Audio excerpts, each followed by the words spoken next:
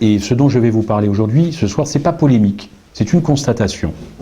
Je peux me tromper, donc j'accepte tout, mais c'est pas polémique.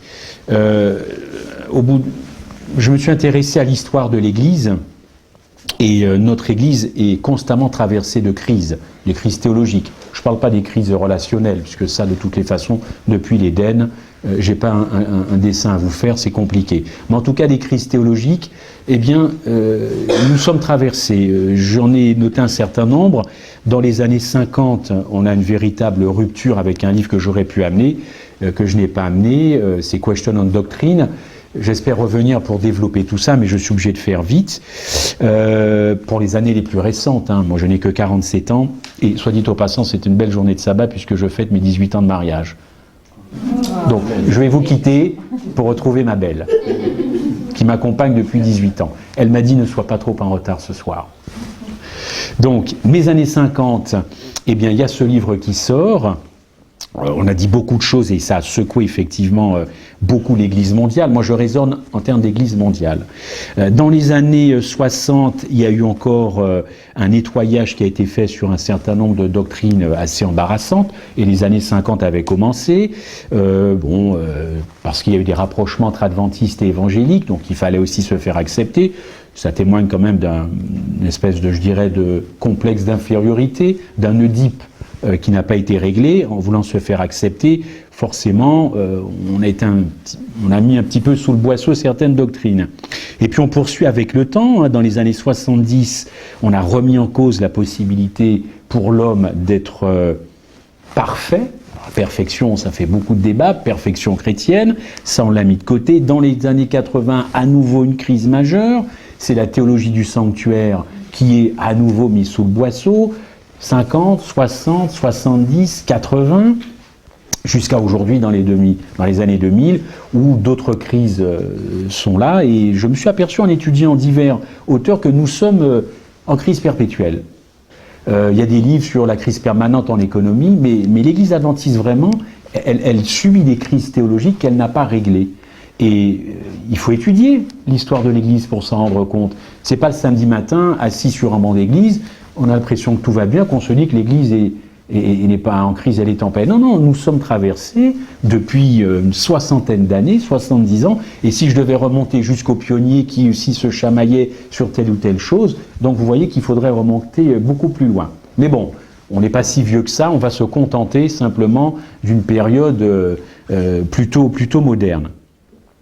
Alors dans tout ça, aujourd'hui, qu'est-ce qu'on récolte ? On récolte ce qu'on a semé, ce que les autres ont semé avant nous, c'est-à-dire beaucoup d'embarrassement, beaucoup de problématiques, beaucoup de cachotteries, beaucoup de reniements, beaucoup de consensuel, des fois il y a du bon consensuel, beaucoup de compromission, alors c'est un mot aussi un petit peu négativement connoté, mais nous récoltons finalement ce qui a été semé, et puis on s'aperçoit que des fois, il y a des gens qui s'y perdent un petit peu dans tout ça, qui se disent « mais alors je comprends plus rien ». Finalement, la question c'est la validité pour certains de l'Église adventiste. Ah, ce n'est plus l'Église d'avant, ce n'est plus celle que j'ai connue, et beaucoup se posent la question d'y rester, ou d'en sortir, ou de faire des allers-retours. Grosso modo, la validité de l'Église. Est-elle toujours une Église suscitée? Est-elle toujours prophétique? Ce sont des questions que certains se posent et viennent m'en parler, on en discute comme ça dans nos conversations. Pourquoi je vous dis ça? C'est historique, beaucoup ont écrit là-dessus, des pasteurs ont fait des thèses et tout ça. Moi, dans tout ça, je vois un enjeu, le salut. Et dans tout ce qu'on va pouvoir voir ce soir, toujours garder à l'esprit Christ. C'est ce qu'on se disait dans la voiture, Christ. Christ dans tout. Donc, dans ce que je vais vous dire, ayez toujours à l'esprit Jésus-Christ, mais pas n'importe lequel. Peut-être que les futurs rendez-vous développeront qui était Christ quand il était sur terre, mais gardez toujours Christ à l'esprit. Donc je vais prendre, il y a plusieurs courants, plusieurs positions dans l'Église, comme dans les partis politiques, mais toute proportion gardée. Je vais prendre un courant que moi personnellement, et ça n'engage que moi, j'appellerai l'adventisme évangélique. C'est facile puisque selon moi, depuis toutes ces dernières années, il y a eu une espèce d'amalgame. Donc je l'appellerai l'adventisme évangélique. Alors l'adventisme évangélique, je l'observe un petit peu, je l'entends, je l'écoute, un petit peu partout d'ailleurs, Et pour l'adventisme évangélique, le Christ est le Sauveur. D'ailleurs, pour tous les adventistes, j'espère que le Christ est le Sauveur. Mais pour l'adventisme évangélique, c'est à se demander si le Christ est un divin modèle. On chante beaucoup, il y a des cantiques sur Jésus-Christ, notre modèle. Mais enfin, il faut vraiment qu'on fasse attention à ce qu'on chante. Parce que je m'aperçois qu'on chante des choses, mais je ne suis pas sûr que si la réalité se présentait, eh bien, on irait jusque-là. Alors la question qu'on peut se poser, c'est est-ce qu'il est le modèle? Il n'est pas le modèle. Jésus-Christ n'est pas le modèle. En tout cas, pour ceux qui pensent comme ça. Et je vais faire très simplement une petite démonstration, parce que pour ce fragment, ce courant d'adventisme évangélique, et il faudrait d'abord parler de leur conception du salut, mais moi j'ai décidé de revenir justement peut-être, parler d'abord de la conception. Mais j'ai voulu aller droit au but, parce que pour cette frange, eh bien, il y a un texte, 1 Jean 2, verset 6, vous pouvez le prendre, il y a plusieurs versets. Alors si on n'a pas le temps, prenez juste les références. Parce que c'est bien sympathique de dire que Jésus est notre modèle. Encore une fois, on le chante, on le pense, on le prie, c'est possible. Mais enfin, quand on dit ça, il faut faire extrêmement attention, parce que ça va nous engager. Alors, s'il est vraiment Jésus-Christ mon modèle, alors il va falloir que je suive ce que dit Jean dans 1 Jean 2, verset 6. Ça veut dire que, est-ce que quelqu'un veut le lire? Celui qui dit qu'il demeure en lui doit marcher aussi comme il a marché lui-même. Bon. Donc ça suppose que si Jésus est mon modèle, je puisse marcher comme lui il a marché. Ok? Bon, évidemment, on a compris que c'est pas la cadence départ.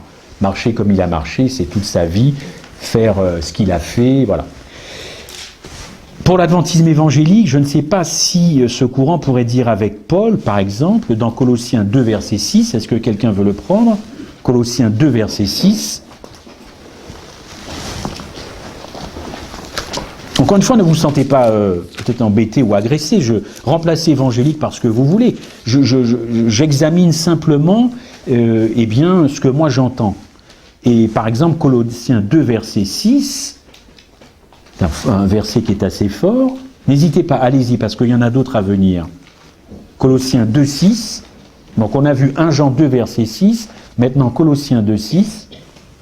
Ainsi donc, comme vous avez reçu le Seigneur Jésus-Christ, marchez en lui, étant enracinés et fondés en lui, et affermis par la foi. Bon, marcher, hein.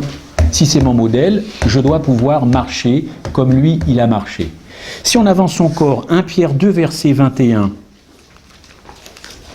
C'est bien, Jésus est mon modèle, j'aime Jésus, je veux faire ce qu'il me dit.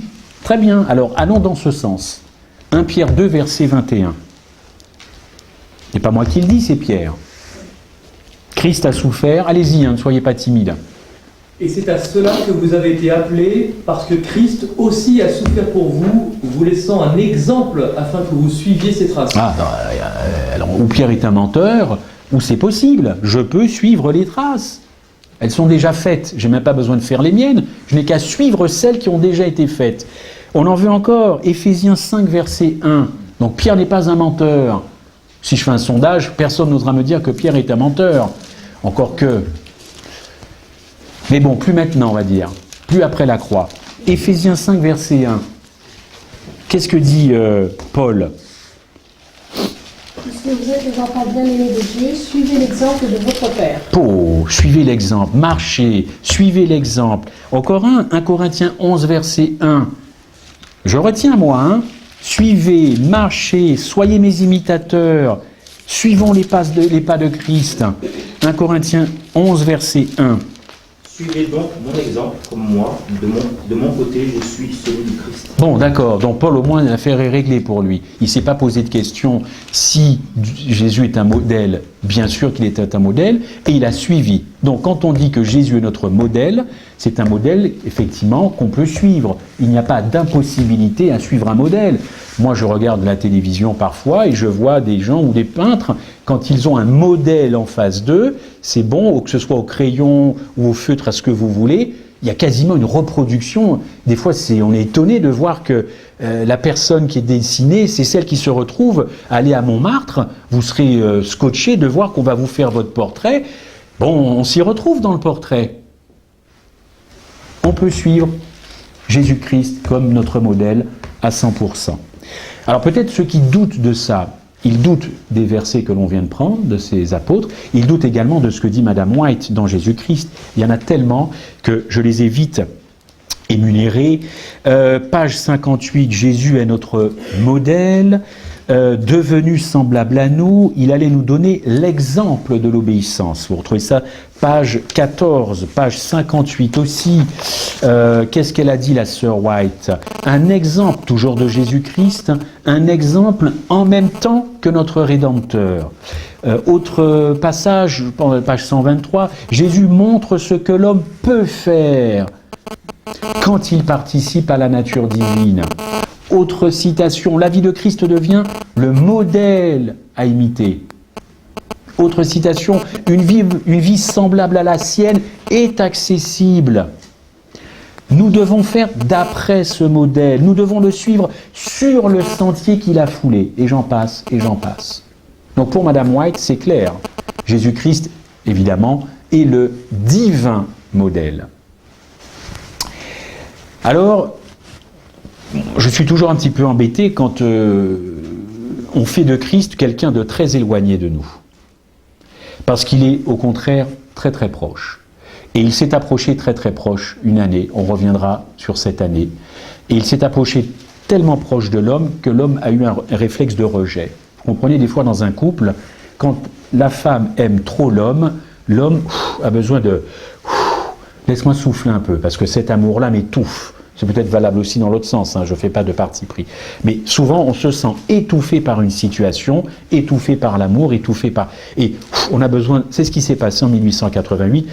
On a senti Jésus-Christ beaucoup trop proche et on l'a rejeté.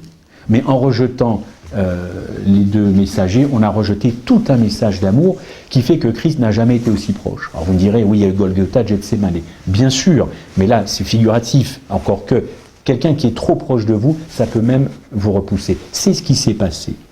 Alors quand on dit que Jésus est notre modèle, eh bien pour cet adventisme évangélique, il sait très bien ce que ça veut dire que d'être un modèle. Et justement, c'est parce qu'il ne veut pas de ce modèle-là. Pourquoi? Parce que ce modèle, c'est la croix. Jésus, notre divin modèle, ce modèle, c'est la croix. Et je crois que Frédéric vous en a parlé plutôt bien, je crois. Je crois qu'il y a déjà 15 jours. Parce que la croix, ça signifie tout simplement le renoncement à moi-même, ça signifie l'anéantissement de mon égoïsme, et ça signifie l'anéantissement de mon égocentrisme. C'est ça, finalement, ce que signifie la croix. Et aujourd'hui, force est de constater, et je parle à la première personne du pluriel, donc je m'inclus avec vous, c'est que nous ne voulons pas, en tout cas de cette croix. Et c'est sûr qu'il faut demander à Dieu de changer cette perspective. Parce que, d'ailleurs, Pierre n'en voulait pas non plus, hein, puisqu'il avait carrément dit à Jésus, non, tu n'iras pas jusque-là. La croix, c'est quelque chose que on peut la chanter, on peut l'apprécier dans les belles conversations, tranquillement, mais au fond, quand on commence à creuser la croix, on est vraiment très embêté. Très, très embêté. Elle nous met mal à l'aise, cette croix. Parce que c'est l'égoïsme, c'est l'égocentrisme. Et cette croix nous demande d'anéantir tout ça. Et quand je dis ça, c'est pas anéantir notre personnalité, c'est pas anéantir d'où je viens. Moi, je suis né en Guadeloupe, j'ai grandi là-bas. C'est pas renier tout ça, renier mon égoïsme. Ça, c'est mon histoire, c'est mon passé. Mais tout ce qui fait que je suis égoïste, égocentrique, il faut absolument détruire ça. Vous avez un beau texte dans la Tragédie des siècles, page 571. Donc, on préfère que Jésus porte sa croix seul, parce qu'on n'a pas tellement envie de porter la sienne, parce qu'encore une fois, la sienne demande énormément d'implications. Or, nous devons être sensibles à cette exhortation. Si quelqu'un, et vous connaissez ce verset, si quelqu'un veut venir à moi, qu'il prenne sa croix et qu'il renonce à lui-même. J'entends beaucoup dire des choses sur la croix, je respecte, mais ceux qui pensent que la croix, c'est les problèmes, les soucis, les fins de mois difficiles et les comptes bancaires au rouge à la fin du mois, c'est pas ça, la croix. La croix, ça n'a jamais été les difficultés de la vie. Parce que depuis quand la croix, c'est tous ces problèmes d'interdits bancaires, je ne peux pas payer la pension, je ne peux pas payer la cantine. C'est pas ça la croix. Parce que les non-croyants, ils ont les mêmes problèmes que les adventistes. Ils sont au rouge à la fin du mois. S'ils sont divorcés, ils ne peuvent pas payer la pension. Donc c'est pas ça les problèmes, c'est pas ça la croix de Christ. Puisque les non-croyants, encore une fois, les athées, vous ne croyez pas qu'ils ont des soucis, les athées, dans la vie? C'est pas ça. Alors, cette croix, comme je vous l'ai dit, c'est renoncer à soi-même. Et beaucoup, j'espère le moins en moins à l'avenir, nous voulons effectivement de la couronne de Christ à la croix. Mais je ne suis pas sûr que nous soyons très empressés d'avoir les épines qui va avec. Or, la croix de Christ, c'est ça. C'est une couronne et c'est aussi les épines. Et cet adventisme évangélique sait très bien que Christ, notre modèle, c'est donc cette croix dont on ne veut pas, mais c'est aussi une lutte à mort, et je pèse mes mots, à mort contre le moi et contre le péché. C'est pour ça aussi que c'est répugnant. Parce que, finalement, globalement, on s'aime. Et globalement, on aime le péché. Parce que si le péché n'était pas attractif, on ne l'aimerait pas. Quand je vois mes enfants le matin passer devant le miroir, bon il faut qu'ils soient bien. Alors c'est comme ça. C'est comme ça, c'est bon. Ça dure pas longtemps, hein. C'est pas des filles, excusez-moi, mais c'est comme ça. Mais enfin, ils le font quand même, ils s'attardent, parce que et si je multiplie par 7, par 6, j'enlève le sabbat, ils ne vont pas au collège comme d'autres enfants adventistes, ça fait quand même un certain nombre de minutes. On s'aime bien, on aime bien se regarder, on apprécie ses qualités, on apprécie son tempérament, mais il va falloir effectivement lutter contre ça.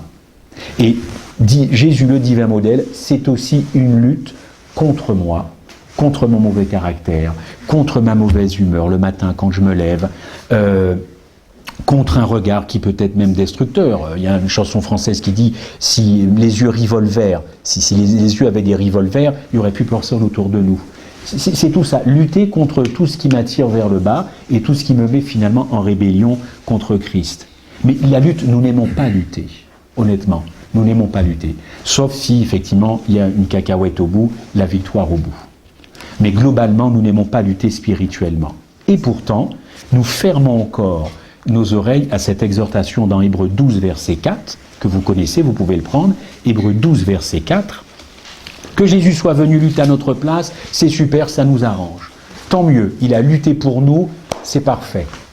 Mais l'Évangile requiert aussi que nous luttions. Et nous n'avons pas tellement envie, et souvent nous n'écoutons pas ce que nous dit Paul aux Hébreux. Est-ce que quelqu'un veut bien le lire? Vous n'avez pas encore résisté jusqu'au sang dans votre combat contre le péché. Voilà. On n'a pas encore résisté jusqu'au sang en luttant, contre le péché. Alors c'est vrai que chez nous, ailleurs, on chante des cantiques, on les connaît, de nouveaux combats. Debout soldats du Christ, regardons à Jésus, jusqu'à la mort nous te serons fidèles. Mais il faut reconnaître que nous voulons des victoires sans lutter, sans combat. L'adventisme évangélique, c'est aussi que Christ, notre modèle, ça veut aussi dire la porte étroite. Ça veut dire le chemin serré. Et ça veut dire le petit nombre. Or, on veut une porte très large. On veut une route très spacieuse avec une grande foule dans cette route très spacieuse, très large.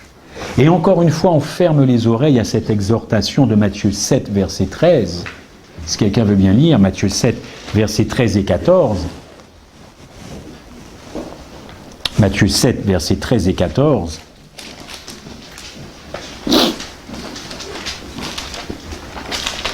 Matthieu 7, versets 13 et 14. Entrez par la porte étroite, car large est la porte, spacieux est le chemin qui mène à la perdition. Ah oui. Et vous avez un autre texte qu'on ne prendra pas, mais que vous connaissez, Luc 13, verset 23. Donc il y a nos aspirations, chers frères et sœurs, chers amis, on ne se connaît pas tous, mais il y a ce que l'Évangile nous dit. Il y a l'Évangile que l'on veut se construire, par confort, par commodité, mais désolé de le dire, mais vous le savez, j'espère, il y a le pur évangile. Il y a donc deux évangiles, mais il n'y en a qu'un seul qui est authentique. Et il n'y en a qu'un seul qui restera debout à la fin des temps. Ce n'est pas l'évangile que je me suis construit, ce n'est pas le Jésus-Christ que je me suis construit. Le seul qui est authentique et qui restera, c'est le Jésus-Christ de la Bible. Alors désolé peut-être pour ceux qui veulent de larges autoroutes comme aux États-Unis, et puis moi je suis allé, j'ai vu ces grandes autoroutes, mais c'est pas ça, il n'y aura pas une grande foule sur des autoroutes à 7 ou 8 voies, c'est pas ce qu'on vient de lire. Et puis il n'y aura pas des milliards et des milliards de gens au ciel, je ne sais pas, je ne suis pas comptable. Moi j'ai toujours appris qu'il y avait un petit reste, et par définition, un reste, c'est pas grand-chose. Luc 13, verset 23. Et en plus de tout ça, on voudrait qu'il y ait un ciel bleu. Large autoroute, grande porte étroite, beaucoup de monde et le ciel bleu. Oui, en plus on est gourmand, on veut une météo. Mais non, c'est pas ça l'évangile. Alors voilà ce que j'entends moi des fois sur cet évangile très... Je ne sais pas. En tout cas, Jésus, on dit que c'est le divin modèle, mais quand on compare avec les textes, je comprends pourquoi certains s'arrêtent juste à chanter que Jésus est le modèle. Parce que si on le met vraiment en pratique, ça va nous demander beaucoup de renoncement. Et pourtant c'est possible, puisqu'on a lu des textes, et la sœur White, effectivement, en parle. Alors c'est un évangile, effectivement, où on entend des mots, et les mots ont un sens. Et quand vous entendez les mots, il faut les décrypter. Vous les conservez, vous regardez dans le dictionnaire, et on avance. Et j'entends par exemple de cet évangile, hein, c'est un évangile libéré. Nous sommes des êtres libres en Christ, libérés, pleinement affranchis, un plein salut, une pleine libération. C'est beau, il y a le mot plein. Oh, je suis libéré, je suis complètement libéré, Jésus m'a libéré, je suis plein, je suis complet. Bon, tant mieux. Mais cette libération, je suis bien, je suis open, je suis ouvert, je suis libéré, ça rappelle une histoire dans la Bible. C'est ce jeune homme riche, je crois, qui est venu voir le Christ, et vous connaissez la suite. C'est-à-dire que ce que Jésus lui demandait, c'était pas bon. Donc il est retourné dans le monde, au lieu de suivre Christ, de tout lâcher et de le suivre, eh bien finalement il a préféré le monde. Mais lui aussi il était pour un évangile libéré, il était peut-être prêt à faire des sacrifices, le problème c'est qu'il ne voulait pas ni de la croix, ni de la lutte. Il a donc choisi, le chemin le plus facile. Et vous trouvez toute cette histoire bien racontée dans Jésus-Christ, page 516. Il ne voulait pas de la croix, et en tout cas il ne voulait pas de la proposition de Jésus-Christ.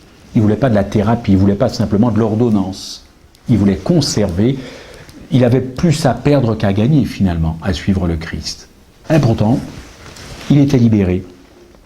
Madame White parle de cette catégorie de gens qui se disent tout le temps, comprenez-moi bien, hein, l'évangile libère effectivement de tous les esclavages, mais quand on prend ce mot-là, il faut faire attention. Et voilà ce qu'elle dit de cette catégorie de prétendus chrétiens qui se disent libérés. Ils s'attendent à être sauvés par la mort du Christ, tout en refusant de le suivre. Dans la vie de sacrifice, ils exaltent la grandeur du salut gratuit et cherchent à se couvrir d'une justice apparente avec l'espoir de dissimuler leurs défauts de caractère. Mais la vanité de leurs efforts sera manifestée au jour du jugement. Ce qui est important, c'est qu'il faut comprendre que si Christ nous demande du renoncement, de lutter, et souvent contre nous-mêmes, c'est pour justement changer de caractère. On avait ces discussions dans la voiture, moi je l'ai dit il n'y a pas très longtemps, selon mon point de vue, quand Jésus-Christ reviendra, ce n'est pas des cerveaux remplis de connaissances qu'il vient chercher. Ce n'est pas les champions de la prophétie. Parce que le grand champion après Christ de la prophétie, c'est Satan. Satan s'amuse de voir les adventistes passer des heures à réfléchir sur la prophétie. Et il va les faire tourner comme ça longtemps, pour peu qu'ils ne plongent pas les regards sur la croix. Et je peux être un champion de la prophétie, être un enfer dans mon foyer. Ça va me donner quoi? D'être un champion de la prophétie ou de je sais pas quoi, si je suis un enfer pour mes voisins, pour mon patron, pour ma femme. Parce que moi, les voisins, ils me regardent. Et c'est ça qu'ils vont juger, comment je me comporte. Mais je peux leur dire, vous savez, moi je connais tout Daniel et l'Apocalypse. Et alors, tu tapes ta femme, Ça gueule tout le temps chez toi. Alors continue d'étudier, mais ton caractère, je ne le vois pas changer. Et c'est vrai que tu te dis chrétien, je te vois partir tout bien habillé le samedi. Le caractère a besoin d'être complètement détruit. Pas ce caractère-là. Il faut le détruire, celui-là. Et nos luttes, et ce que l'Évangile nous propose, et c'est Christ qui le fera, gardez toujours Christ dans ce que je vous ai dit, de changer de caractère. Et donc de suivre le divin modèle. C'est sûr que ça demande des efforts. Christ le fera. Mais il faut cesser effectivement de rationaliser, de conceptualiser, voilà un mot très à la mode, hein, de conceptualiser les choses. S'il est mon modèle, il doit être suivi, il peut être suivi. Voilà la citation de Madame White.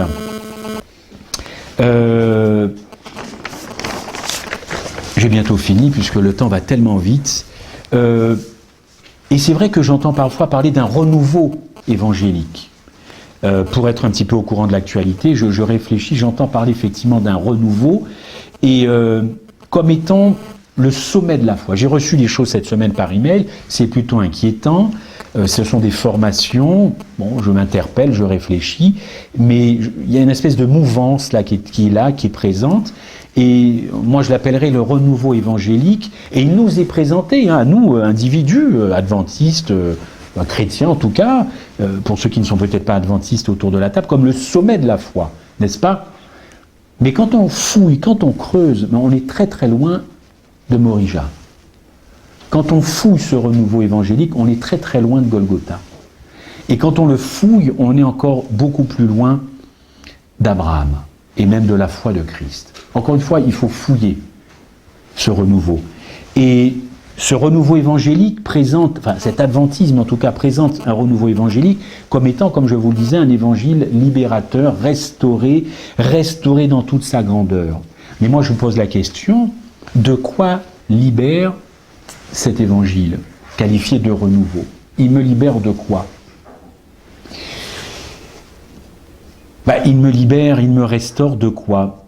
Je pense que cet évangile, s'il ne me libère pas du péché, je ne vois pas en quoi c'est un renouveau. Il faut que cet évangile me libère du péché. Et si ce n'est pas le cas, ça n'a rien d'extraordinaire ni de spécial. De quoi cet évangile me libère s'il ne me libère pas du péché? De quoi peut-il me libérer si le péché reste positivement utile au salut? Et quand je suis tombé sur cette phrase, le péché positivement nécessaire au salut, ça devrait vous exploser à l'esprit. Comment le péché peut être positif au salut? Tout simplement parce que Luther a fait cette déclaration. Il a déclaré, Luther, je vais retrouver sa citation, que le péché qui demeure dans le croyant est positivement utile au salut. Alors je me suis réfléchi, il l'a dit, Luther, hein, il n'a pas dit que il a dit des choses très intéressantes, mais là, je me suis posé la question. Le péché qui demeure dans le croyant est positivement au salut. Et lui, il dit ça tout simplement parce qu'il faut que l'homme reste pécheur jusqu'à la fin de sa vie pour ne pas se glorifier et pour que ce soit Christ à qui revienne toute la gloire. Parce que si le protestantisme envisage une vie sans péché avant le retour de Christ, du coup, pour le protestantisme, on se glorifie soi-même. Donc le péché doit rester dans l'homme jusqu'à la fin pour finalement toujours glorifier Dieu et ne pas se glorifier. Alors ce renouveau évangélique, c'est pas quelque chose de philosophique, mais finalement, il ne peut libérer que les pécheurs, ok, mais dans le péché. Finalement, c'est ça ce que propose ce renouveau. Il ne peut que rendre plus libre le pécheur, mais dans le péché. Et on en revient toujours au problème, qui va me libérer du péché? Il ne s'agit pas que moi je sois libre, mais je suis libre dans quoi? Si je suis libre dans ma misère, si je suis libre dans mes esclavages, si je suis libre dans mon racisme, je peux très bien être raciste. Et voilà, j'ai un frère noir, je ne supporte pas les noirs. Mais je suis croyant. Vous avez des croyants au Front National. Alors ils sont totalement libérés par l'Évangile, mais ils demeurent dans un esclavage qui s'appelle le racisme. Mais l'Évangile ne libère pas les gens pour les laisser là où ils sont. La grâce, c'est pas fait pour vivre comme avant. C'est autre chose, la grâce. Donc le renouveau évangélique, je l'observe, je l'écoute, mais il ne me sort pas de la quadrature du cercle. Je suis toujours empêtré dans mon mauvais caractère, mauvaise pensée, tout ce qui me tire vers le bas. Ce courant, cet aspect, appelez-le comme vous voulez, pardonnez-moi si je vous choque, mais cette tendance, enfin, oui, cet aspect des choses est présenté comme renouveau évangélique, aussi comme bonne et glorieuse nouvelle. Moi, je lis les choses et je vous invite à lire. Ne passez pas trop de temps non plus, il faut lire la parole, mais il faut être au courant de ce qui se traverse partout, l'actualité, tout ça. Et c'est aussi présenté comme la bonne et glorieuse nouvelle qui remplit le cœur de paix et de joie. Le cœur de paix et de joie. Alors que selon cet adventisme évangélique, l'adventisme traditionnel n'apporte pas la paix et n'apporte pas l'assurance du salut, parce que l'adventisme traditionnel historique met toujours l'emphase, l'accent sur le péché et l'expiation. C'est un petit peu, pas les deux clans qui s'affrontent, mais qui se regardent. Bon, mais l'authentique délivrance du péché, c'est quand même beaucoup plus réjouissant et épanouissant que le semblant de libération, par exemple, qui est exalté dans l'adventisme évangélique. Ce que je veux dire, c'est que porter nos espoirs, notre attention, notre étude, nos prières sur un évangile qui va me libérer de toutes mes tares, c'est quand même plus exaltant pour traverser toute une vie, plutôt que de me conforter dans ma situation avec un évangile qui finalement n'est pas aussi consistant que celui de la Bible. Vous voyez ce que je veux dire ou pas? Est-ce que vous avez des questions à ce niveau-là? Pas hésiter, hein. On est tout le temps critiqués, les journalistes, alors ça ne changera pas, hein. Non, mais c'est juste pour sentir un petit peu les choses. Bon. Toujours dans ces réflexions que je vous propose, vous voyez où je veux en venir un petit peu, c'est-à-dire que quand je suis arrivé dans l'adventisme, quand je me suis converti, je me suis fait baptiser, il y a forcément des choses que j'ai découvertes après, parce qu'on ne découvre pas tout forcément tout de suite, mais ce qu'il faut vraiment que nous sentions pour la fin des temps, et ce qui doit nous animer, c'est que on ne peut pas travestir le pur évangile. Il faut maintenant bien comprendre que on doit être libéré de toutes nos chaînes et de tout ce qui peut entraver une vie complètement épanouissante avec Christ. Et il ne s'agit pas de faire ça soi-même, nous n'y arriverons strictement jamais. Toujours avoir dans l'idée que Christ fera cette chose. Extraordinaire quand même ce destin que Nelson Mandela, 27 ans de prison, et quand il sort, il n'a pas la haine. Je ne sais pas s'il était croyant ou pas, mais sa femme voulait se venger des Blancs, complètement. Si elle avait pu exterminer tous les Blancs sud-africains, elle l'aurait fait. Il lui a dit non, c'est terminé tout ça, on va arrêter tout ça. Bon, vous connaissez la suite, il a été président et tout ça. Mais on s'attend naturellement à ce que cet homme ait de la haine. Alors, quelles étaient ses motivations du cœur, je n'en sais rien. Mais quand il est sorti après 27 ans de prison, il n'a pas levé des complots, il n'a pas levé des armées pour exterminer tous les Blancs, en tout cas de son pays. Maintenant, ils sont obligés de vivre ensemble. Je ne suis pas là-bas pour savoir comment ça se passe, mais c'est frappant. Et d'ailleurs, je pense que ça a frappé les autres chefs d'État. Moi, ça m'a interpellé de voir quelqu'un qui n'avait pas la haine qui dégoulinait de sa bouche après quasiment 30 ans de prison. Et en prison, il a subi des outrages. Et que des outrages de Blancs. Des outrages, mais humiliants pour son corps, pour sa chair. Premier réflexe, c'est de sortir de ça et puis de dégommer tout le monde. Ça n'a pas été ça. Et son entourage n'a rien compris. Ce que je veux dire, c'est que notre caractère doit véritablement être éliminé, détruit, pour prendre le caractère de Christ, c'est-à-dire ce divin modèle dont je vous parlais. Et puis c'est vrai que moi, ce qui m'anime, c'est cet aspect du péché. J'aurai peut-être l'occasion de revenir vers vous concernant quelle est la nature du péché, quelle a été la nature de Christ quand il est venu sur terre. Parce que pour bien comprendre le plan de la rédemption, chers frères et sœurs, et pour savoir, comme l'a dit Frédéric, ce qui s'est passé à la croix, il faut remonter au départ. Qu'est-ce que le péché? Quelle est sa nature? De quoi Christ est venu me libérer? Quelle était la nature de ce péché qui me condamne et qui me condamnait à mort s'il n'y avait pas la grâce? Il faut vraiment revenir à des notions fondamentales pour petit à petit, avec les étapes, se dire, ben voilà, maintenant, Christ, dans quelle nature il est venu? Qu'est-ce qui s'est joué à Gethsémani? Qu'est-ce qui s'est joué ensuite à Golgotha? Nous passons trop rapidement là-dessus. Et il y a une tendance, effectivement, à passer trop rapidement. Moi, sur mon bulletin scolaire, il y avait souvent marqué sur ses acquis, se repose sur ses acquis. Et puis c'est mon père qui mettait ça, il était mon prof, gonflé en plus. Christophe se repose sur ses acquis. Mais est-ce qu'on ne se repose pas, nous, au bout de 30, 40, 50 ans d'adventisme ou de Bible, sur nos acquis? On passe à Gethsémani comme si on avait fait le tour de ce jardin, on passe à la croix parce que, évidemment, forcément, les chrétiens, on adhère, et puis voilà, puis on fait puis voilà, et puis hop. Non mais oh, c'est pas possible de passer comme ça. Et pendant des années, moi, je suis passé. Oh, non mais c'est bon, c'est acquis. On m'a enseigné, j'ai fait des études, là, c'est bon, maintenant je passe de moi à manger autre chose. Mais non, mon ami, il faut que l'Éternel m'a fait revenir sur quelle était sa nature, qu'est-ce que c'est que le péché, qu'est-ce qui me bloque, qu'est-ce qui me gêne. Et donc il ne faut pas tomber dans ce renouveau évangélique ou post je sais pas quoi, parce qu'il faut revenir à un évangile qui est simple. Alors, c'est pareil pour le problème du péché.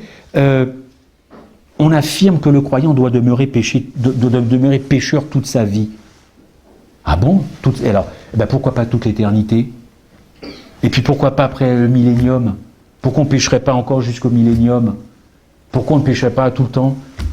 Non, c'est pas ce que la Bible m'indique. Et je retiens cette phrase. Pourquoi la grâce devrait-elle faire au retour de Christ ce qu'elle n'a pas fait avant? Je répète, pourquoi la grâce devrait-elle faire au retour de Christ ce qu'elle n'a pas fait avant? Un certain adventisme affirme que le Seigneur ne délivre pas les croyants avant son retour, afin de les tenir humiliés pour qu'ils ne se glorifient pas. C'est ce que Luther disait. Le péché qui demeure dans le croyant est positivement utile à son salut. Eh bien non, c'est pas ce que la Bible m'enseigne. Et si on aura à revenir sur la justification, la sanctification par la foi, effectivement, vous verrez tout ça. Donc, la sanctification, du coup, est vue comme un peu comme un légalisme. Celui qui aspire à ressembler à son sauveur dans toutes les libérations qu'il peut procurer, c'est forcément vu comme un légaliste ou un perfectionniste. Non, c'est pas ça. La conscience de mon état de péché me pousse de plus en plus vers mon sauveur, me pousse vers la croix, vers Golgotha. Une citation, « Si le croyant ne peut pas être mis à l'abri de l'orgueil et de l'égoïsme dans cette vie, si son expérience n'est pas concluante maintenant, quelle garantie le Seigneur aura-t-il dans l'éternité ?» Les mutins d'avant, si on repart encore, mais on est capable de refaire une mutinerie, mais les anges, c'est pas possible, ils ont déjà subi le chaos. Est-ce que l'orgueil n'a pas pris naissance dans la gloire du ciel ? Est-ce que l'orgueil n'a pas pris aussi naissance dans l'Éden? Il y avait de l'orgueil dans l'Éden, et il y avait de l'orgueil dans le ciel. Donc cet orgueil-là, il doit être détruit. On ne peut pas monter dans l'état comme ça maintenant. Si le péché n'est pas un semblant, la sainteté non plus. J'aurais encore beaucoup de choses à vous dire. Vous voyez, la page est encore pleine, mais est-ce que Dieu prend du plaisir à voir ses créatures vivre dans le péché le plus longtemps possible alors qu'il a le pouvoir de les délivrer et qu'il doit de toute façon le faire à un moment ou à un autre? Bon, c'est un peu mon dada. Je ne fais pas une fixation, mais c'est vrai que l'Éternel m'a poussé, mais vous aussi, je suis sûr, à revenir sur ces thèmes fondamentaux. On est parti trop loin. On est parti trop loin. C'est ce que je discutais dans la voiture. On observe le ciel, on voit des tours tomber. Alors ça y est, Jésus revient. Oh, mais on est trop loin, on est parti trop loin. On est parti trop loin. Il faut revenir et réapprendre. Plutôt que de scruter le ciel, un truc qui tombe, alors ça y est. Bien sûr que la prophétie, ce sont des bornes. Bien sûr, ce sont des bornes, mais uniquement des bornes. Et j'ai bien peur qu'effectivement, on s'éloigne de plus en plus concernant les mérites de Christ. Parce que tout le mérite lui revient. L'homme n'a strictement aucun mérite. Quand on se regarde dans une glace, on devrait à la limite se détester. Parce que intrinsèquement dans notre cœur, nous nous trouverons toujours des mérites. Toujours. Mais c'est Christ seul qui a les mérites. Et ça, il faut fixer ça vraiment dans notre esprit. Vous avez des textes, et je termine, Élie, Enoch, Moïse, si je me comprends bien, ils ont bien été translatés, transmués, ils n'ont pas connu la mort. Ça veut bien dire que Dieu a jugé à ce moment-là, effectivement, qu'il pouvait aller au ciel. Et que lui, il avait la garantie que ces trois personnages n'allaient pas mettre le souk au ciel. Alors je vous invite vraiment, pour les quelques secondes qui restent, à réfléchir vraiment à l'époque que nous vivons, au temps que nous vivons actuellement, et à ne pas nous laisser séduire par des choses qui sont pas tellement étrangères à la Bible. Ça vient de la Bible. C'est là que la séduction. Mais simplement à être solidement ancré sur des bases bibliques et à ne pas se laisser séduire effectivement par finalement c'est pas très intéressant. On m'a dit récemment que quelqu'un appelle un frère et lui dit j'aimerais que tu m'enseignes sur Apocalypse 18. Et la personne de répondre non, faut pas t'intéresser à Apocalypse 18, c'est pas important tous ces trucs là. Voilà. C'est pas la généralité, j'espère, mais on peut pas entendre ça aujourd'hui. Apocalypse 18, c'est important. La terre doit être éclairée de la gloire de Dieu. Pour qu'elle soit éclairée, il faut qu'il y ait des sentinelles. Pour qu'il y ait des sentinelles, il faut que ce sont des sentinelles qui aient pris Jésus-Christ comme le divin modèle. Sinon, alors, c'est toute la chaîne de dominos qui s'efface, qui tombe. Tout part de la nature de Christ et du péché jusqu'à la purification du sanctuaire. Mais on est trop loin encore. Il faut revenir, les frères et sœurs. Je terminerai encore par cette dernière phrase. Je n'en ai plus. J'ai fait le tour, j'ai eu droit à ça. Ça, c'est comme au sport, au basket et tout. Ouais, j'ai largement dépassé. Je ne souhaitais pas forcément que ce soit très biblique. Il y a quand même eu des versets. Je voulais juste vous interpeller sur l'ère du temps. L'ère du temps. Et cette ère du temps n'a pas grand-chose à voir avec la solidité structurelle de la parole de Dieu, et à ne pas nous laisser emporter, comme dit l'apôtre Paul, en flotter comme ça de courant et de courant. Madame a été très claire sur Jésus-Christ, le divin modèle. La Bible nous dit que nous pouvons le suivre. Ça implique des choses. Ça implique une lutte. Ça implique la couronne. Ça implique Golgotha. Ça implique les épines. Mais au bout, il y a une couronne de gloire. Et le salut ne peut pas être travesti.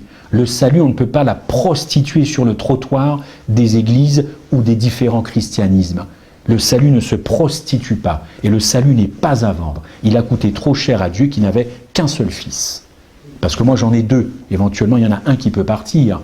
Mais Dieu n'avait qu'un seul fils. Et il nous l'a donné. Bon voilà, pas la prétention de plus que ça en tout cas pour cette fois-ci. Notre Père qui est dans les cieux, nous invoquons au nom de Jésus-Christ ton esprit. Nous invoquons ta présence. Et nous osons nous rapprocher au travers de Jésus-Christ dans le lieu très saint par la communion du Saint-Esprit.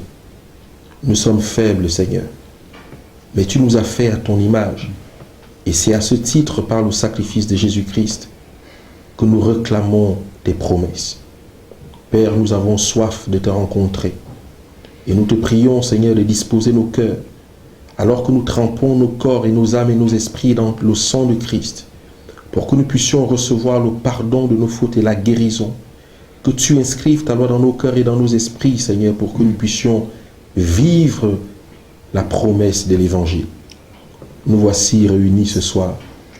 Et tu t'es choisi quelqu'un pour transmettre un message. Sanctifie-le. Bénis-le, Seigneur. Et permets que les paroles qui sortiront de sa bouche puissent transpercer nos cœurs et nos esprits, et que nous puissions dire gloire à toi, Seigneur. Notre Dieu, tu nous as permis de nous réunir. Bientôt, il y aura peut-être des moments où nous n'aurons plus ces occasions. Père, s'il te plaît, permets au Saint-Esprit de travailler vite et rapidement pour que nos cœurs soient brisés et que nous puissions t'aimer, Seigneur, Comme il est écrit, tu aimeras ton Dieu de tout ton cœur, de toute ton âme et de toute ta pensée. Nous aspirons à cela. Père, s'il te plaît, au travers de ce message et de tout ce qui va se passer ce soir, nous te prions au nom de Jésus-Christ d'ouvrir l'échelle de Jacob et que les chérubins protecteurs descendent et nous entourent de telle façon que ni à l'extérieur, ni à l'intérieur, l'ennemi ne puisse perturber. Notre Dieu, que ta volonté soit faite. Béni sois-tu au nom de Jésus-Christ. Amen. Amen. Amen.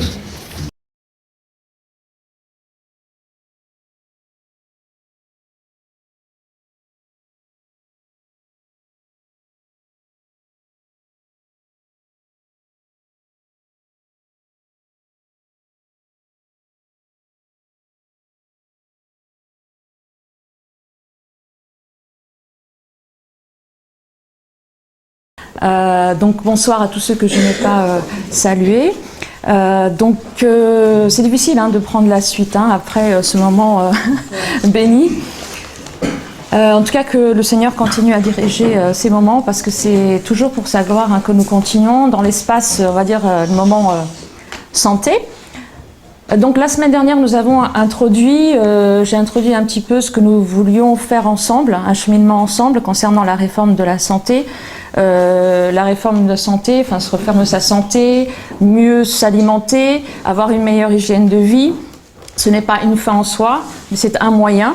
Et c'est le bras droit de l'évangile. C'est comme ça que je pourrais, en ayant une bonne santé, en ayant un mental, on va dire, d'acier, sanctifié, en ayant un mental vraiment qui est dénué de toute pollution. Si mon cerveau n'a plus cette pollution que l'ennemi veut m'inculquer, je serai plus à même de comprendre ce que le Seigneur veut faire en moi, par lui, pour lui et en lui. C'est pour ça que c'est très très important de savoir que il est indispensable que nous ayons une bonne hygiène de vie pour vraiment vivre ce que le Seigneur veut que nous vivions en cette fin des temps.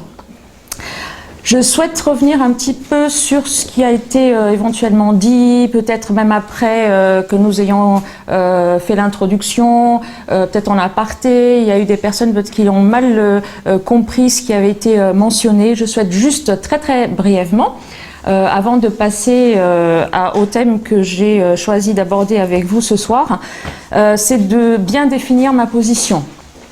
C'est vrai qu'on a parlé de régime alimentaire, de réformer sa santé à travers les aliments, etc. À un moment donné, j'ai pu dire il faudrait éventuellement remettre à jour, pas au goût du jour, mais à jour, certains livres qui circulent parmi nous.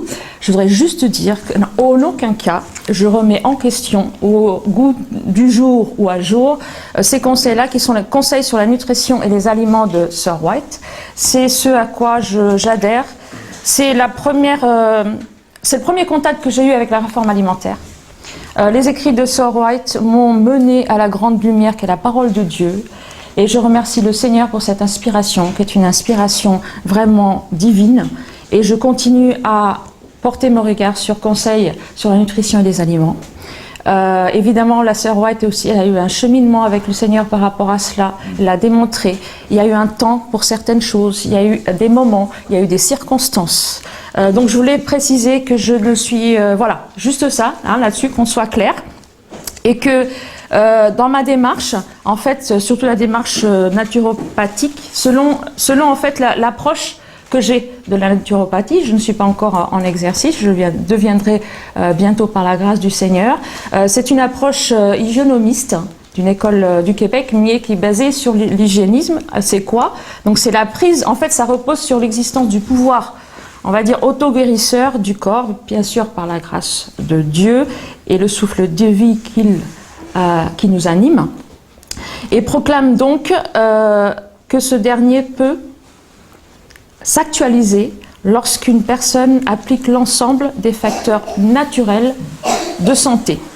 Donc en fait, le but en tant que thérapeute va être de corriger les mauvaises habitudes de vie des gens, quand ils le veulent bien entendu. D'accord ? C'est alors, il y a des façons de se soigner, évidemment. Il y en a qui soignent des phytothérapeutes, etc., par les plantes, par les huiles essentielles. Dans une approche naturopathique pure, on va dire, normalement, le naturopathe, contrairement à ce qu'on pourrait croire, n'administre pas des remèdes, mais il enseigne l'application, en fait, correcte, d'accord, des facteurs naturels de santé. Tout ça, c'est dans le New Start. C'est ceux qui en ont entendu parler. D'accord, qui est nutrition, enfin New Start, bon c'est voilà, c'est en anglais, mais qui veut dire nutrition, exercice, eau, soleil, donc la lumière du soleil, tempérance, l'air pur, le repos et la confiance en Dieu. D'accord, donc s'il y a de l'utilisation des plantes ou autres choses naturelles, c'est normalement ça doit être quelque chose de ponctuel, pour une urgence, pour aider l'organisme à se sortir de la situation dans laquelle il est. D'accord ? Ce n'est pas, en aucun cas, c'est quelque chose qui doit être, en fait, une béquille constante. Par exemple, si vous prenez de la valériane pour dormir, c'est une aide. Mais en aucun cas, ça va être votre béquille, ça doit être votre béquille constamment. C'est-à-dire que je ne me suis pas mise à l'esprit, je dois prendre la valériane tous les soirs pour dormir. Le but, c'est d'arriver à dormir sereinement toute la nuit, avoir un repos sans la valériane. Nous sommes d'accord ? Donc vous voyez, juste pour vous redéfinir un petit peu la situation normalement, et l'application de ce que fait un naturopathe, contrairement à ce... Bon, il y a beaucoup de naturopathes et de courants de naturopathie, mais je voulais quand même revenir là-dessus. Et les huiles essentielles, c'est pareil, puisque j'ai il y a 15 jours, donc j'ai donné un conseil sur l'huile essentielle pour... Attention, c'est pareil, c'est une urgence. Un cas de grippe, d'épidémie. Ça, c'est un conseil que moi j'ai appliqué, que je vous dis d'appliquer éventuellement pour une urgence, mais en aucun cas, c'est quelque chose qui doit être utilisé régulièrement. Et à savoir, juste pour préciser, c'est vrai qu'on m'a demandé des conseils sur les huiles essentielles. C'était vraiment quelque chose de ponctuel, par rapport à une urgence. Je ne suis pas spécialiste dans les huiles essentielles. Ça demande une spécialisation. C'est quelque chose qui n'est pas sans toxicité. Donc c'est pour ça que normalement dans la naturopathie, c'est pas quelque chose qui doit être appliqué vraiment comme ça. Normalement, dans le sens où tout est fait pour ne pas nuire. Mais encore une fois, il y a des choses ponctuelles pour aider à une urgence, sachant que notre organisme n'est pas dans des conditions pour se défendre contre tout ce qui nous est amené de l'extérieur, par les épidémies, par la pollution, par tout cela. Mais le but d'une réforme de santé, c'est de réunir toutes les conditions, de remettre notre organisme, notre corps dans les conditions qu'il revienne à l'état de santé, sans avoir besoin à chaque fois d'utiliser soit les huiles essentielles, les plantes, etc. Je ne suis pas, entendons-nous bien, je ne suis pas contre l'utilisation de ces choses-là, mais ce sont des choses qui doivent être utilisées ponctuellement pour aider un organisme qui est mal en point. Mais l'idéal, le but, quand on prend en charge l'hygiène complète de la personne, c'est vraiment que cette personne-là arrive, avec l'aide évidemment de bonne alimentation, toutes les lois des remèdes naturels que nous avons cités tout à l'heure, qu'elle arrive en fait à un état de meilleure santé, ou du moins la récupérer ou la stabiliser. D'accord ? Donc je voulais juste faire des petites précisions là-dessus. C'était très important. Il faut dire aussi, puisque nous avons eu un moment de méditation, il est important, il est absolument important vraiment de prendre cette réforme sanitaire à cœur, puisque cela va nous aider justement à obtenir ce caractère, à comprendre ce qui se passe, à être aussi, dans le déroulement des présentations, vous allez comprendre que certains aliments amènent un état de nervosité. La toxicité dans l'organisme emmène à un mauvais caractère, emmène même à la schizophrénie, à des tas de choses. De là, l'importance de réformer sa santé. C'est très très important. Et même ceux qui ne sont pas chrétiens l'ont compris. Ont compris qu'ils sont libérés quand ils réforment leur santé. Ils sont libérés, ils aiment leur famille, ils aiment leurs proches, ils aiment même leurs ennemis. Donc à plus forte raison, nous, en plus, nous avons eu depuis très longtemps des conseils, et là, la science prouve ce que le Seigneur avait déjà révélé à Madame White, et qu'elle nous reporte dans ses écrits.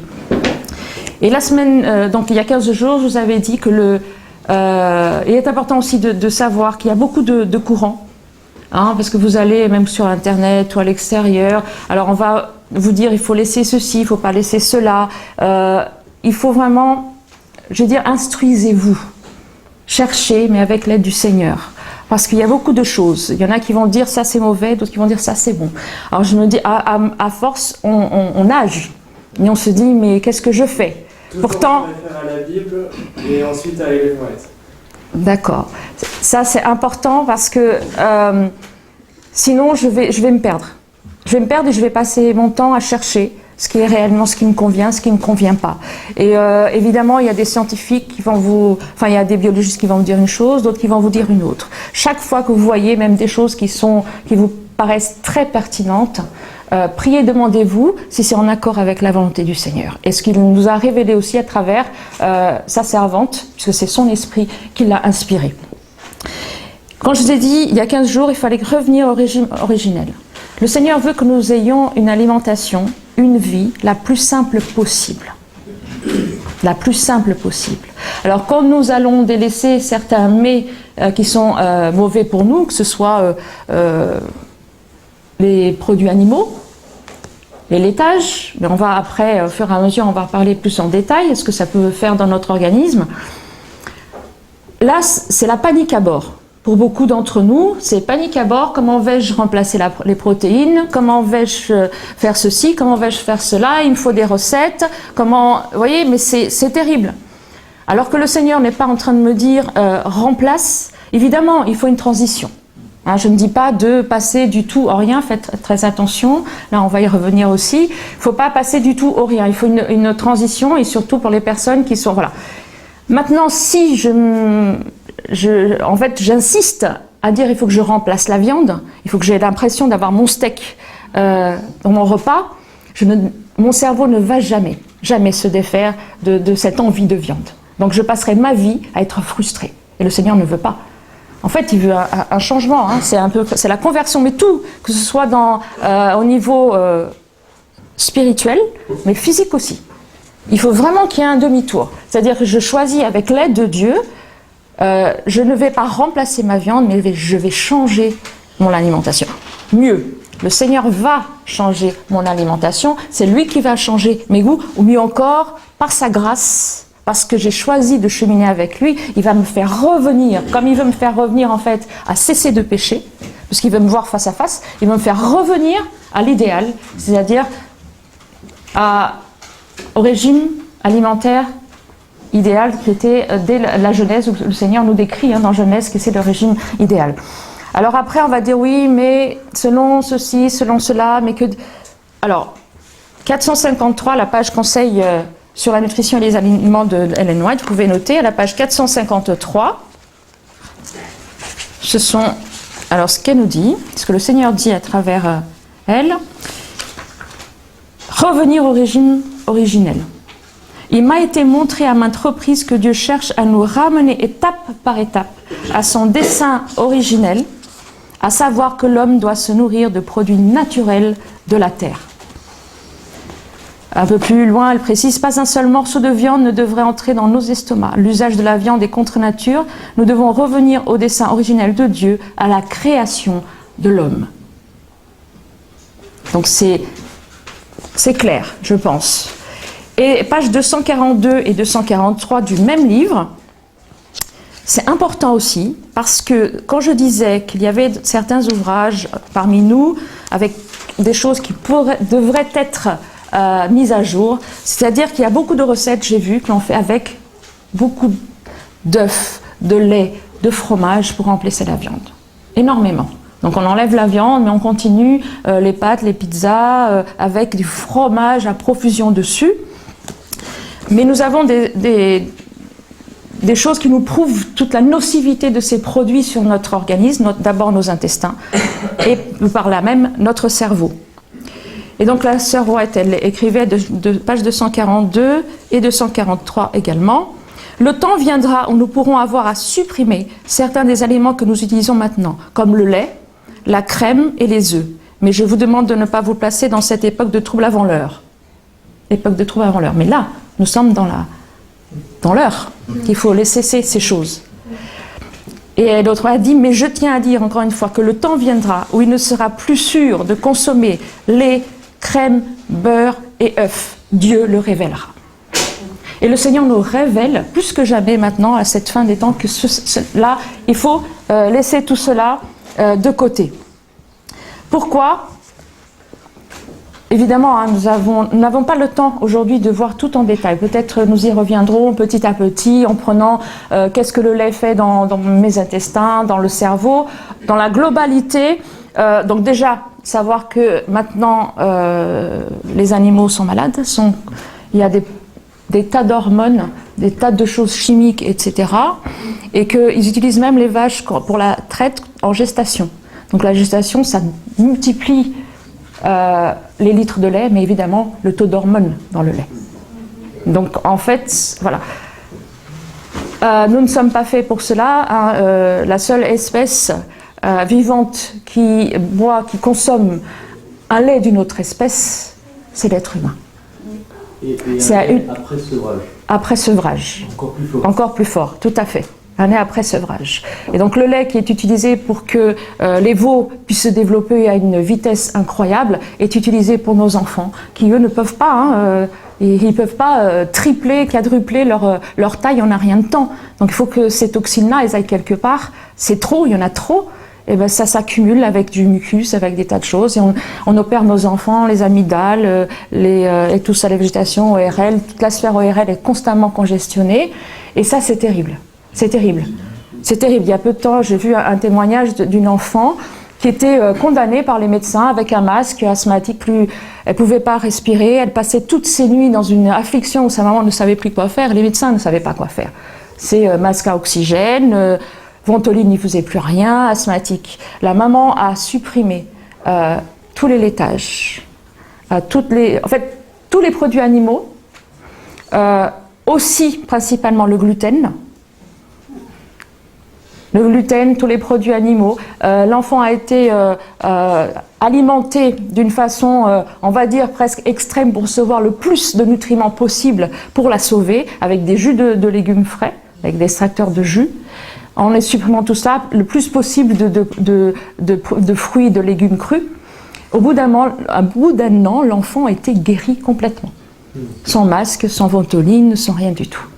Donc il y a des choses qui se... Et donc voilà, mais c'est prouvé, hein, tout ce que ça peut faire dans l'organisme. Il y a une acidité qui se crée. On pourra voir les questions après. Retenez bien, on notait. Ce qui est important de savoir, parce qu'en fait, si on dit il faut arrêter ceci, il faut arrêter cela, il y a des personnes qui ont besoin de connaître des choses concrètes, pourquoi il faut arrêter. Après, on reviendra au comment il faut remplacer, mais je dis encore, c'est pas remplacer. Donc si déjà nous adhérons au fait qu'il faut que nous revenions au régime originel, nous savons quoi manger. Il n'y a pas de problème, nous savons quoi faire. Après, le Seigneur, il nous donne l'intelligence pour apprêter cela ou les manger tels quels, parce que c'est la meilleure des solutions, hein, pour que nous ayons une bonne santé. Maintenant, il faut comprendre qu'est-ce qui se passe. Savoir, il y a une chose, j'ai relevé une phrase, je l'ai là, je crois, la présentation. Alors, Hippocrate, les médecins font le sermon d'Hippocrate, mais à croire que tout a été oublié, hein, tous ses enseignements. Il disait, toutes les maladies débutent dans l'intestin. Il disait aussi que l'aliment soit ta médecine. Et ça, on l'a complètement oublié. Et Dr Walker qui disait « Sauf dans le cas d'un accident, tout ce qui peut arriver à notre corps n'est que le résultat de ce que nous lui faisons absorber. » C'est fort, hein? Donc toutes les maladies, en dehors, on parle d'accidents, ont pour origine ce que nous avons absorbé. Ou nos parents. Parce que nos parents ont une mauvaise alimentation, une mauvaise hygiène de vie, et ça passe dans les générations, et on naît déjà avec des graves problèmes. L'enfant naît déjà avec des graves problèmes au niveau intestinal, etc. Et d'ailleurs, les intestins d'un enfant ne sont pas à la naissance bien construits, bien protégés. Et dès la naissance, quand la maman ne peut pas allaiter, hop, les deux vaches. Comme les intestins ne sont pas du tout prêts à cela, imaginez les dégâts déjà qu'on est en train de faire déjà chez l'enfant. C'est terrible. C'est terrible. Alors ce qui se passe en fait, c'est déjà nos intestins. Nos intestins, ils reçoivent l'alimentation. Évidemment, ça commence dans la bouche. Hein. Le processus de digestion commence dans la bouche, ça passe dans l'œsophage, l'estomac, duodénum, intestin grêle, gros intestin, etc. Et en fait, ce qui se passe, d'ailleurs, ça a été prouvé. Hein, vous pouvez lire dans les recherches du docteur Seignalé, etc., beaucoup de recherches. Ça a été prouvé que le plus gros problème, toutes les maladies pratiquement ont pour origine l'hyperméabilité de l'intestin. Alors quelqu'un en a entendu parler. Alors l'intestin est un peu perméable. Pourquoi? Parce que c'est dans l'intestin où les aliments arrivent, d'accord, nutriments, déjà, normalement bien mâchés, digérés, etc.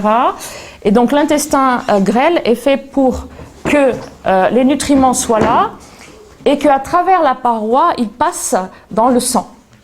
Et qu'il aille alimenter ces aliments. C'est pourquoi faire ce que nous mangeons.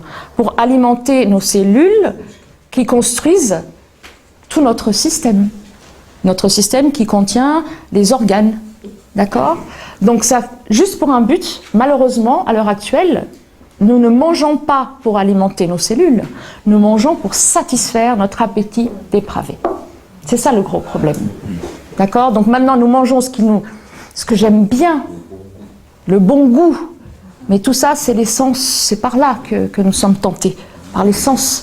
Et en fait, tous ces nutriments, si l'intestin est en bonne santé, très bonne santé, s'il y a des choses qui ne sont pas bonnes dans l'intestin, normalement, ils sont censés les évacuer dans le gros intestin, et hop, après vous connaissez la suite.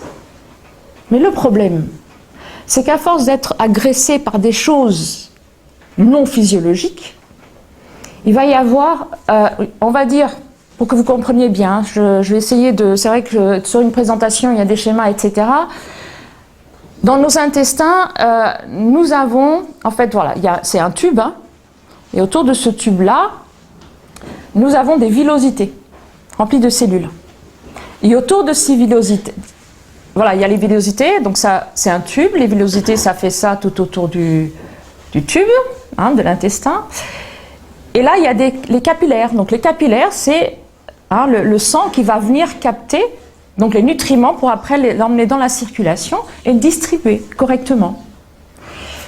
Et donc au niveau de ces...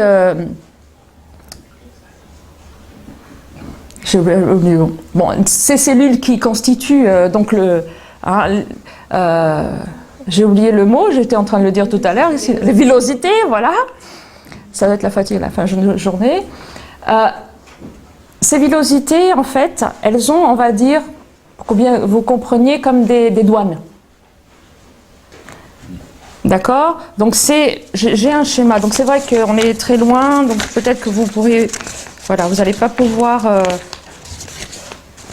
voir un peu ce qui s'y passe. Je ne sais pas si... Voilà, ça c'est fait de façon schématique. Hein. Donc en fait là, vous avez les villosités. Hein, normalement c'est le cercle comme ça qui constitue les capillaires sanguins. Ici, les cellules, entérocytes ça s'appelle. Et donc là, vous avez des jonctions des cellules. C'est en fait la frontière. Ces jonctions, elles doivent être serrées. C'est comme si vous aviez une douane, ici, entre les cellules. Et la douane ne laisse passer que ce qui est toléré, acceptable, légal. Et normalement, de ce qui devrait être légal, c'est tout ce qui est bon pour nos cellules. Or, à force d'agresser cet intestin, il va y avoir le bris. Les jonctions serrées vont se briser.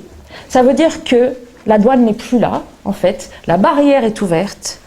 Et ce qui ne devrait pas pénétrer dans notre circulation sanguine, lymphatique, etc., va y pénétrer. Je dirais ce n'est plus des nutriments, mais des molécules. indésirables. Alors il va y avoir des choses qui vont se passer. C'est-à-dire un système immunitaire qui va se mettre bien alerte, il y a quelque chose qui ne va pas. Donc, d'où, après les allergies, etc., d'où plein de maladies inflammatoires qui vont se constituer avec ça. Et je peux vous donner les listes qui sont reconnues comme... parce qu'on parle de maladies inflammatoires de l'intestin quand on parle de l'intestin, souvent. Donc on pense à la maladie de Crohn. Cœliaque, mais ça, le cœliaque, on va en parler un peu plus rapidement. Et puis la rectocolite hémorragique, des choses graves. Et on dit que c'est auto-immune, que c'est pas guérissable. Ça se guérit. Par une bonne hygiène de vie, ça peut guérir.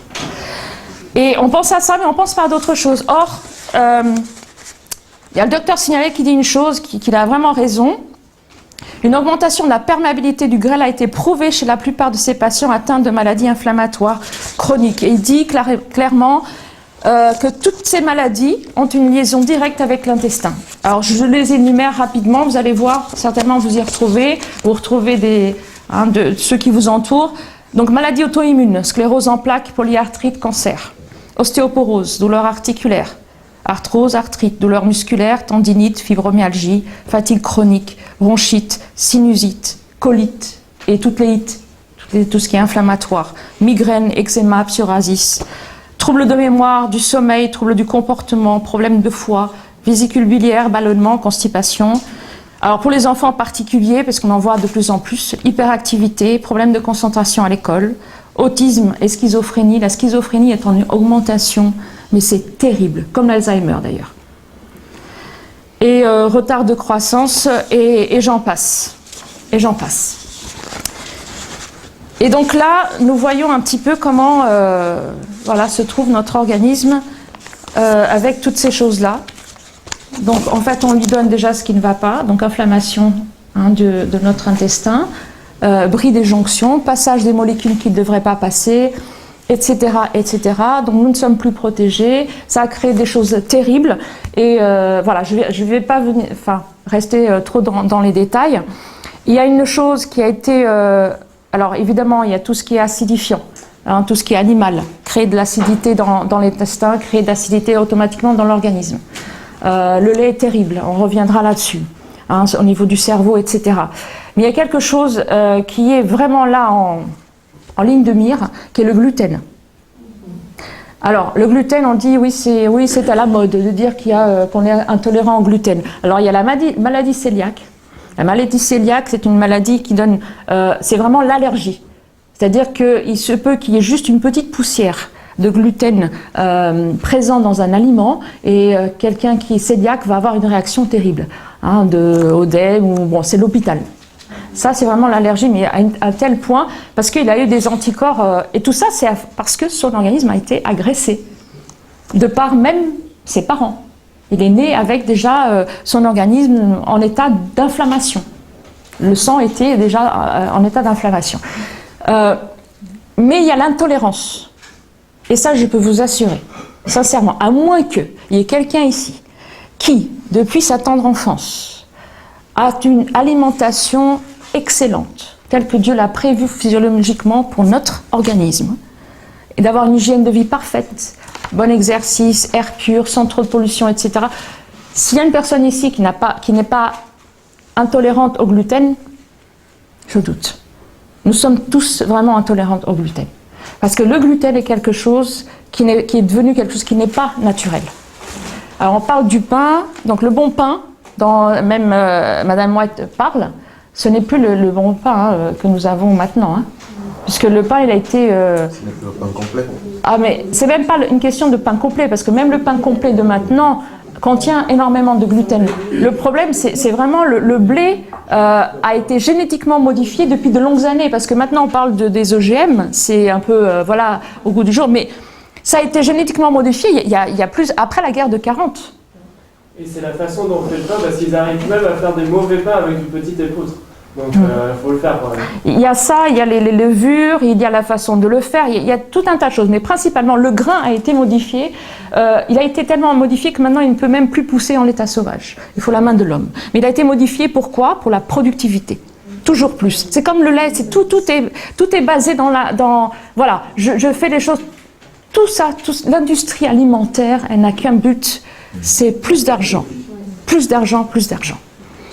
D'accord? Donc le gluten, en fait, la glutéine, qui est la protéine, elle est, nos enzymes n'arrivent pas à la digérer. C'est-à-dire que c'est une molécule qui va passer à travers de tout notre système digestif et qui va aller dans le sang comme ça, parce que rien n'arrive à l'éclater en nutriments pour qu'elle puisse au moins être assimilée et voire éliminée. Donc ça va se placer surtout, en fait ça va être placé selon la sensibilité de chacun. Il y a des gens qui vont avoir des arthrites, il y a des gens qui vont avoir l'Alzheimer plus vite. Enfin, il y a des tas de choses comme ça. Donc, ça va se placer un peu partout dans notre organisme. Ça va créer des inflammations. Et automatiquement, vous voyez personne maintenant pratiquement qui n'ait pas des douleurs, d'arthrose, de mal de dos, dès son jeune âge. Donc, c'est une réalité. Il ne faut pas la nier. Faites des recherches là-dessus. Hein. N'écoutez pas seulement ce que je vous dis, mais je vous assure que moi je conseille à tous d'arrêter le gluten. Il y a d'autres céréales qu'on peut utiliser sans gluten, qui sont le quinoa, le sarrasin, le millet. Attention au millet quand même, parce que c'est un aliment qui serait assez acidifiant. Mais le sarrasin, le quinoa, le riz, mais riz complet, surtout pas de riz blanc, parce que le riz blanc acidifie aussi. Le riz rond est plus digeste que le riz long. Oui. Le riz rond. Et le quinoa, il faut faire attention parce qu'il y a de l'oxalate de calcium dedans et comme les épinards cuits, ça crée un poison pour les reins. D'accord, donc on en prend tous les jours. Tiens, j'aime bien quinoa. Ça retourne à la forme comme le salade dans la terre, parce que la plante pioche l'oxalate dans la terre et du coup c'est comme ça qu'on a des... Alors tout nous prouve en fait, qu'il faudrait que nous simplifions le plus notre alimentation. Il y a des personnes qui sont... La diversification. Oui. Pas baser son régime uniquement sur le quinoa. Ah oui, non. Ah oui. Si on amène énormément de légumes, surtout, et le but... Alors, après, c'est vrai qu'il y a des tas de choses à faire, mais principalement maintenant, je me dis, est-ce que c'est trop tard? Non, c'est pas trop tard. Il y a des choses à faire, au moins déjà pour guérir vos intestins, pour nettoyer, parce que il y a des gens, et ça s'est vu, il y a des cols carrément dans nos intestins, c'est terrible, on peut avoir des kilos de souillure dans nos intestins, comme ça pendant des années. À force que ça crée une colle dans nos intestins à tel point, et après on est dénutri, parce que c'est pas possible, on n'a plus les nutriments. Donc l'idéal, vraiment, et je vous conseille, c'est de revenir à quelque chose pour nutrir un maximum avant même de commencer à m'alimenter. Il faut déjà commencer à avoir une alimentation saine, mais comment est-ce que je vais faire pour apporter autant de nutriments d'un seul coup, pouvoir guérir mes intestins? Les jus de légumes. Les jus de légumes, c'est devenu pour moi, je trouve, indispensable à l'heure actuelle. Un extracteur de jus, pas la centrifugeuse, pas des choses comme ça. L'extracteur de jus, juste je vous conseille le modèle rapport qualité-prix qui est les mieux, sans trop chauffer, parce que ceux qui chauffent trop, il y a le Champion qui est extraordinaire parce qu'il a des années, c'est on va dire un moteur extraordinaire, mais il chauffe trop. Quelle marque? Le Champion. Le Champion, il chauffe beaucoup. Voilà, c'est le Champion, la marque. La marque, oui, c'est le Champion et le Champion en mode de moteur. Mais il chauffe trop. Il chauffe trop, il y a trop de tours minutes, il chauffe trop et en plus, il faut à chaque fois que vous changez l'accessoire, si vous voulez un jus de carotte, c'est un accessoire, si vous voulez un jus d'épinard, c'est un autre accessoire. Donc vous allez vous fatiguer, vous allez abandonner. Donc il y a l'oméga qui en fait rapport qualité-prix, c'est un des meilleurs. Si vous avez, ceux qui ont l'habitude, si vous avez mieux, moi j'ai pas trouvé mieux par rapport aux... Alors il y a mieux, moi je parle qualité-prix, il y a mieux, mais vous allez jusqu'à 1000 €. Donc il y a 1000 € avec inox, etc. Donc là je pense pas qu'on soit prêt. Après il y a j'ai pas entendu D'accord. Maintenant il y a les modèles aussi en la verticale. Mais la verticale, apparemment, ce ne serait pas les meilleurs pour pouvoir extraire tout ce qui est jus d'herbe, feuilles vertes, etc. Donc vous avez l'oméga, c'est dans les 350 €, mais 350, je sais. Alors justement, j'en parle pourquoi? C'est cher, c'est un grand investissement. Mais je vous assure, essayez, par la grâce de Dieu, de vous mettre un petit peu d'argent de côté, vous procurez ça, dites, je me prive de ça, je me prive de ça, qu'est-ce qui n'est pas essentiel et qu'est-ce qui est essentiel? Et petit à petit, mettez-vous voilà, de l'argent de côté, faites ça, c'est indispensable. Pourquoi? Pour apporter un maximum de nutriments à vos cellules et pour guérir aussi vos intestins, parce que le jus d'épinard cru peut guérir vos intestins. Jus d'épinard avec carottes, etc. Vous avez des ouvrages qui vous parlent de différents jus de légumes. Un ouvrage qui est très bien, qui est le livre du docteur Walker, Norman Walker, les jus de légumes et de fruits. Vous en trouverez sur Internet. Et lui, il a différentes recettes, mais qui sont adaptées, différentes pathologies, etc., qui sont pas mal du tout. Il y a ça. Mais aussi, je dois nettoyer. Donc, moi, ce que je dis depuis le départ, il y a beaucoup de choses qui existent pour nettoyer, beaucoup de conseils, donc faisons attention. Toujours, je pense, c'est toujours dans la douceur. Alors, évidemment, il y a... Tu as juste un élément au niveau de la betterave, c'est-à-dire que les gens qui ont le diabète, il ne faut pas trop en abuser parce que ça... Il y a un taux. D'ailleurs, ceux qui ont des problèmes de foie aussi. Le céleri, il a un pH très élevé et un indice glycémique bas. Absolument. Céleri, concombre. Céleri, concombre. En plus, ça nettoie bien, ça apporte, voilà, ça alcalinise. Oui, en jus. Cru, hein, toujours cru, toujours un jus cru. Comme ça qu'on mange. Ah, c'est très bien aussi. C'est très bon. Le concombre est très très bon pour le foie, pour les reins, pour le sang, est très très bon. C'est un animal qui est un aliment, pardon, l'aliment, la pratique, un animal qui est vraiment extraordinaire. La betterave, oui, il faut vraiment faire attention. Il y en a qui utilisent beaucoup la betterave pour les intestins. Si vous l'utilisez, c'est vraiment un petit peu. D'ailleurs, vous allez le sentir. Hein. Et cru, ah oui, cru. Parce que ceux qui ont essayé de boire ça, le foie, il rejette. Hein, quand c'est trop... le jus de betterave. Le jus de betterave, à petite dose. Alors, il y a des gens... Moi, je supporte. Les gens qui supportent. C'est-à-dire que des personnes qui boivent déjà du jus de légumes depuis très longtemps, qui mangent presque cru depuis très longtemps, il n'y a pas de problème. Maintenant, les personnes qui ont l'habitude d'avoir une alimentation plus sucrée, plus ceci, donc même les organes sont fatigués, le pancréas est fatigué, le foie est fatigué, il faut faire attention. Et allez-y doucement. Avec tout ce qui est sucré, il faut y aller tout doucement. Hein, que ce soit, parce qu'il faut, par exemple, avec la carotte, avec la pomme, qu'on peut mélanger aussi à certains légumes, allez-y doucement. Alors, vous allez le sentir hein, dans votre organisme. Et puis, pour nettoyer, il y a quelque chose, bon, je ne veux pas faire de la publicité, hein, mais c'est pour vous aider. C'est le psyllium. C'est bien, j'en trouve maintenant chez SFB. C'est du psyllium, c'est du tégument de plantain. Du thé de plantain? C'est du tégument de plantain. Ah. C'est la fleur du... Tégument, on dit c'est dégument ou du... Non, c'est pas, il a écouté du thé. Non, ah non. C'est la fibre. Voilà. En fait, la fleur, hein, la fleur et puis tout ce qu'il y a autour, c'est les petites fibres qui se trouvent autour de la fleur du plantain.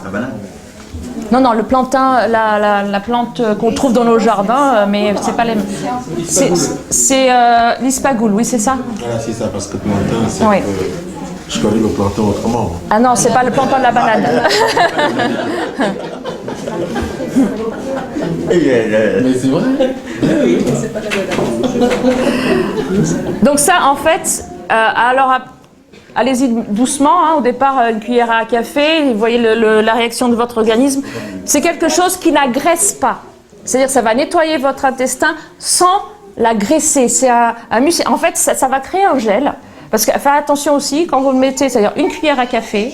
Vous mettez dans l'eau, dans pas mal d'eau.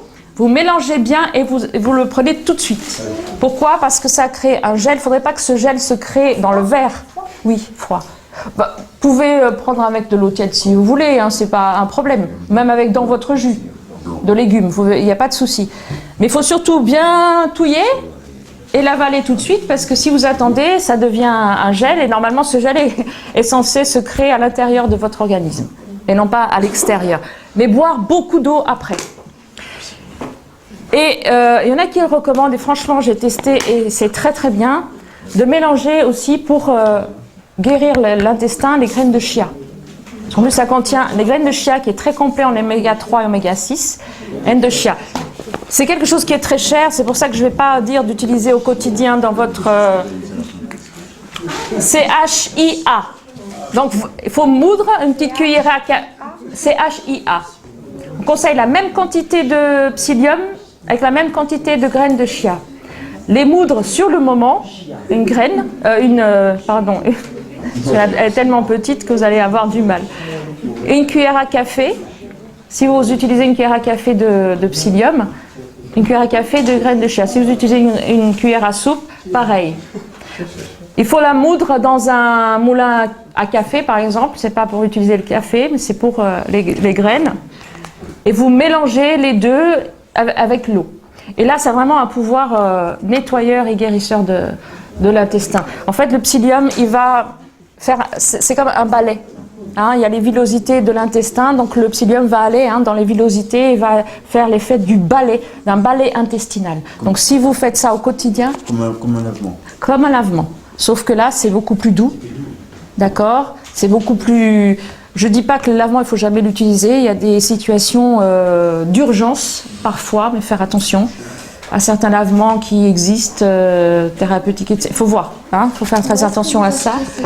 Dans les magasins de bio, oui, que ce soit Naturéo ou dans les Biocoop, il y a des tas de magasins comme ça. Naturalia, certainement. Donc ça, c'est indispensable. Si vous ne voulez pas utiliser, n'utilisez pas des choses agressives. Moi, j'avais parlé il y a 15 jours de l'huile de ricin en cataplasme. Il y en a qui utilisent de l'huile de ricin en interne, par voie interne, pour que ce soit une purge. C'est extrêmement violent. Il y en a qui l'utilisent, même des thérapeutes. C'est extrêmement violent. C'était utilisé même, je crois, dans la guerre pour... mais pour mettre les soldats HS. Donc c'est pas le but.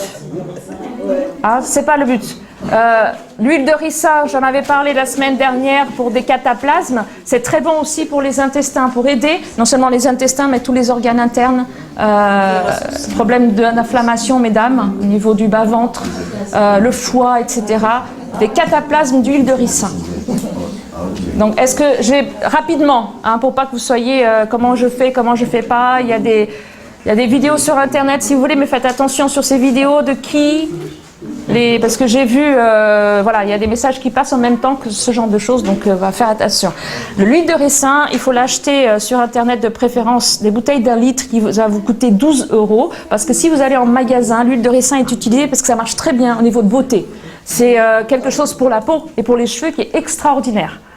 Donc, on l'utilise en le vend pareil dans les magasins bio. Vous allez voir un tout petit flacon qui va vous coûter très très cher. Si vous utilisez, ça vous fait un cataplasme, vous allez être mal.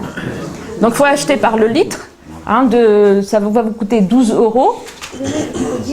Huile de ricin, R-I-C-I-N. En anglais, ils disent que c'est l'huile de castor. Ça n'a rien à voir avec le castor. C'est un arbuste. Il a un fruit rouge, on dirait des épines. À l'intérieur, il y a des graines qui sont toxiques comme ça. Donc l'huile de ricin est très puissant. Voilà. Vous badigeonnez un morceau de tissu en flanelle, de préférence, qui prennent la surface à traiter, vous doublez. Vous faites chauffer un petit peu au four juste pour que l'huile soit chaude, pas bouillante, chaude. Vous puissiez placer sur la peau.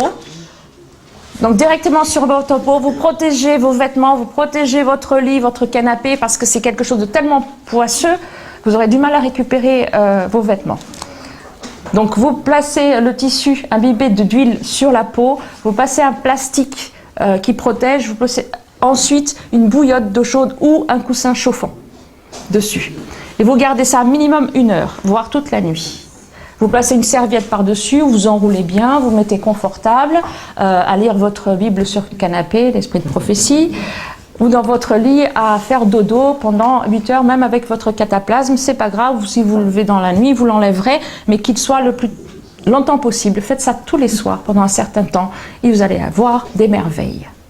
Toutefois, si vous faites ça et que vous ne reformez pas votre manière de vous nourrir, votre manière de vous reposer, l'exercice physique, etc., ça va être encore des béquilles. D'accord? Et nous ne voulons pas des béquilles. Les béquilles, c'est pour un certain temps. Quand nous cassons une jambe, on n'a pas envie d'avoir notre béquille à vie. C'est juste pour nous soutenir à marcher pendant ce temps-là. Donc ça nous soutient, mais ce n'est pas une chose qui va nous accompagner pour notre vie.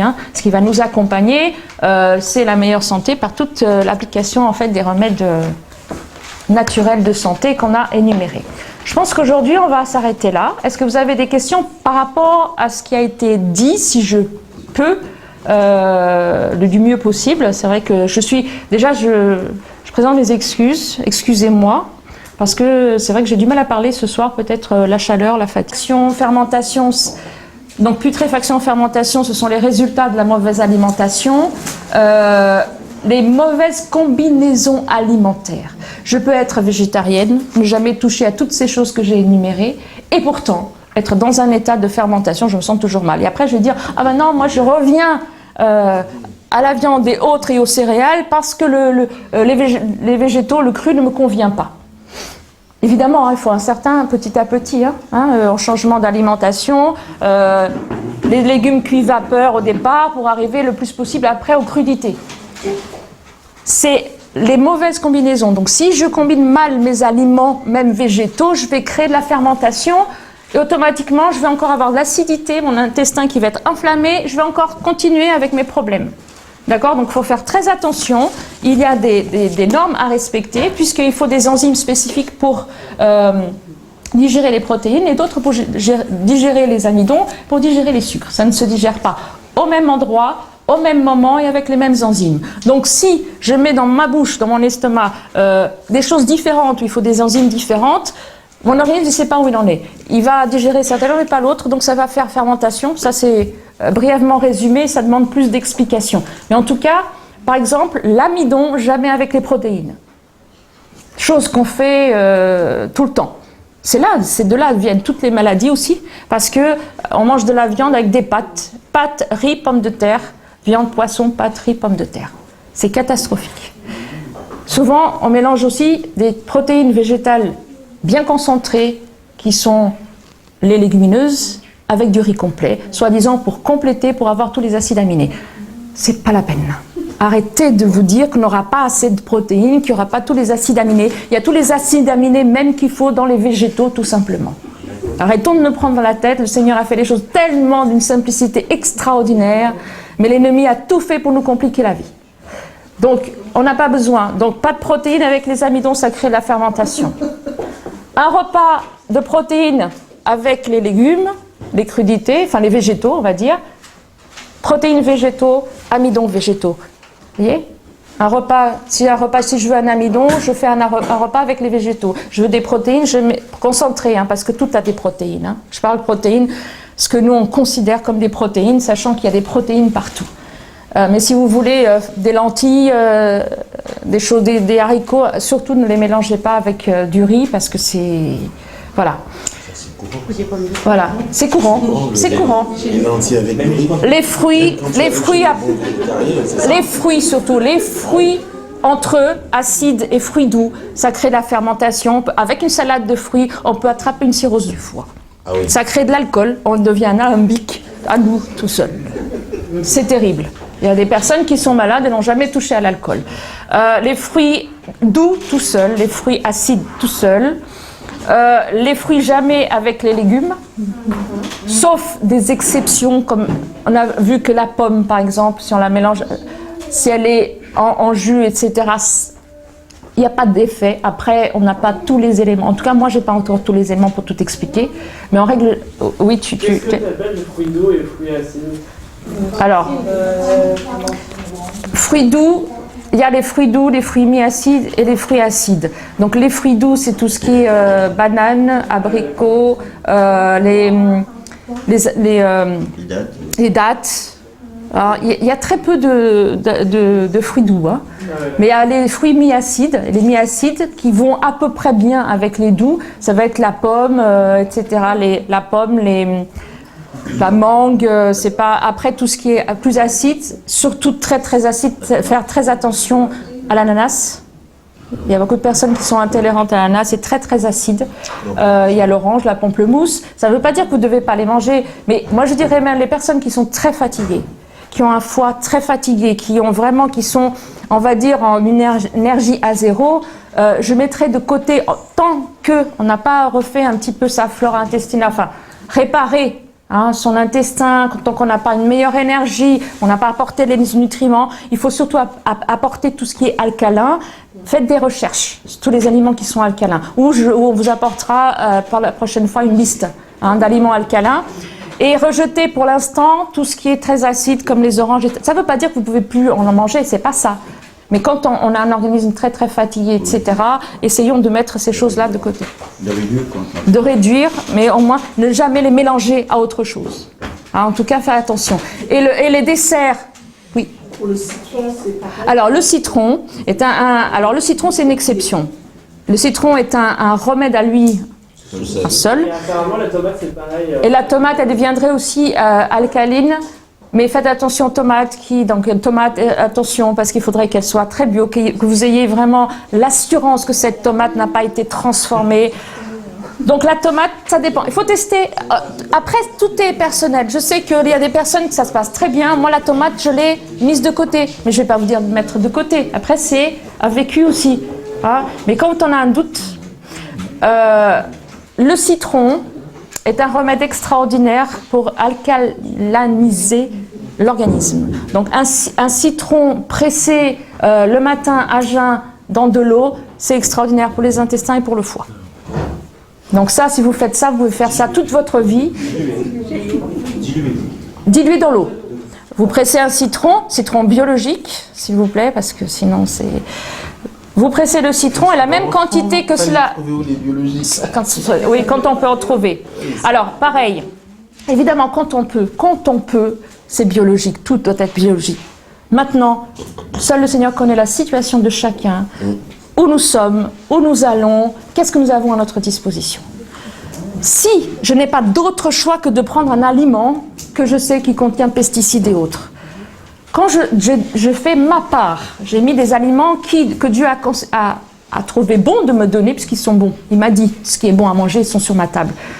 Et bien, par la foi, je demande au Seigneur de bénir. Si je ne peux pas faire autrement, Seigneur, par la foi, je crois que tu peux enlever tout ce qui tendra à me nuire dans cet aliment, ce qui ne vient pas de toi. Tu purifies, tu bénis, et je mange avec bonheur. Quand je peux faire autrement, le Seigneur me donnera les moyens de faire autrement. Juste une petite astuce, entre guillemets, pour faire moins pire, on va dire. Si vous ne pouvez pas faire autrement, vous trempez vos légumes très rapidement dans une cuillère à soupe de bicarbonate de soude. Bicarbonate de soude dans l'eau, et vous plongez vos légumes. Ça a une tendance à aspirer les pesticides. Mais attention, c'est les pesticides qui sont en surface du légume. Alors, c'est pour ça que je dis le moins pire. Donc quand on ne peut pas faire autrement, au moins faites ça. D'accord ? J'étais au... Oui. Donc le mélange du riz avec des lentilles, même le riz complet, c'est pas bon. Non, c'est pas bon. C'est du... C'est pour ça que nos pays abusifs intestinal. Mais bien sûr. Maintenant, alors, en fait, je vous avais apporté quelque chose justement pour vous aider, vous ayez dans la cuisine au moins quelque chose, une compatibilité alimentaire simplifiée. Évidemment, il y a des choses. Alors, je suis désolée, je voulais faire beaucoup de photocopies, de photocopies de cela, mais quand mon imprimante a terminé, je ne sais pas, 10 exemplaires, elle a décidé de ne plus de me dire l'encre c'est fini, donc je n'ai pas pu imprimer davantage.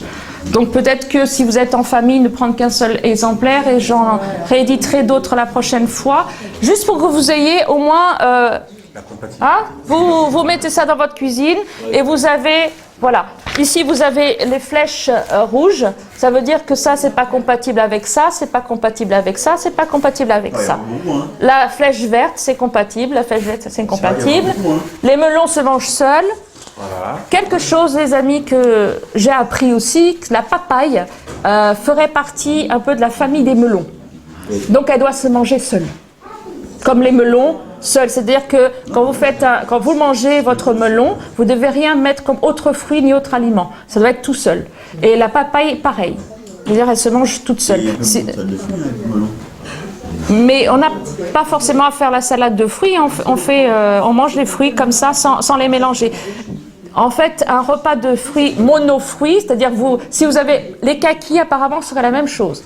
Si vous voulez manger des kakis, faites-vous un repas de 3 kakis, vous êtes voilà. Sauf si vous avez des problèmes au niveau du pancréas, qui faut laisser passer un temps, au moins une demi-heure minimum. Mais tous les fruits, de toute façon, tous les fruits ne devraient jamais être mangés après le repas. Ça crée de la fermentation. Une demi-heure avant maximum.